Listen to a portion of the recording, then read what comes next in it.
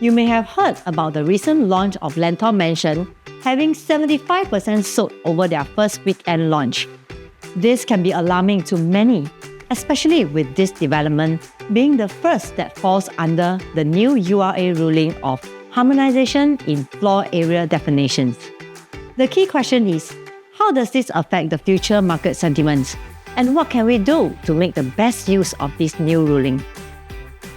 Today, let's explore the pros and cons of buying into such developments. After which, we will then review what's the next advisable step ahead.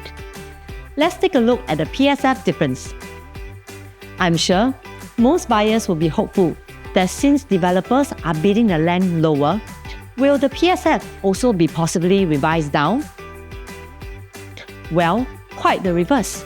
If you take a look at the PSF launch of Lentor Mansion, it shows that the developer has priced the PSF higher than surrounding launches by $100 to $200.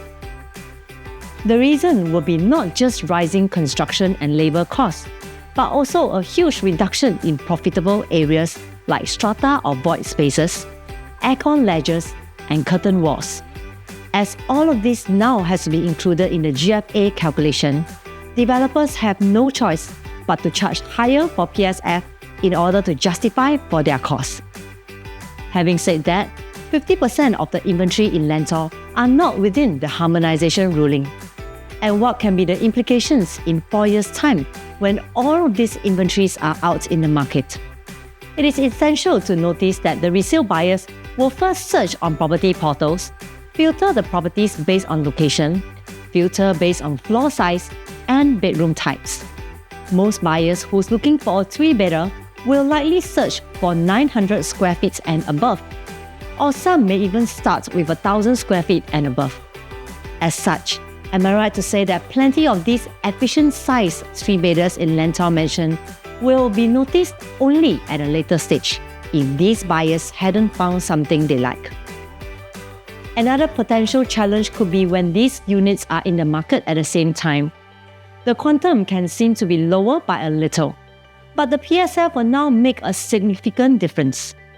One being 200 PSF higher, but smaller in floor size. Would this be a deterring factor for buyers before even contacting the agent to view the unit? Of course, these are just common resale buyers' behavior in their search for a 3-bedder on the market. And this does not dictate all buyers' mentality. There is certainly another group of buyers who's looking for key features like good schools, efficient layout, and facing. I think this calls for a good topic for our next sharing, as we can also explore how layout difference can affect your resale market demand for those of you who have bought a harmonized property.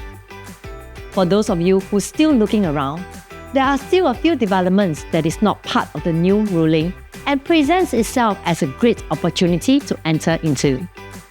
Whether it is a safe entry price or an efficient layout for your family needs, these developments will be able to meet your needs, and most importantly of all, is to cover yourself for whatever market may come, whether it is an uptrend or a stabilizing market. If you would like me to share on these developments, feel free to connect with me and I will surely reach out to you within 24 hours. See you in my next episode of Property Talk Lah.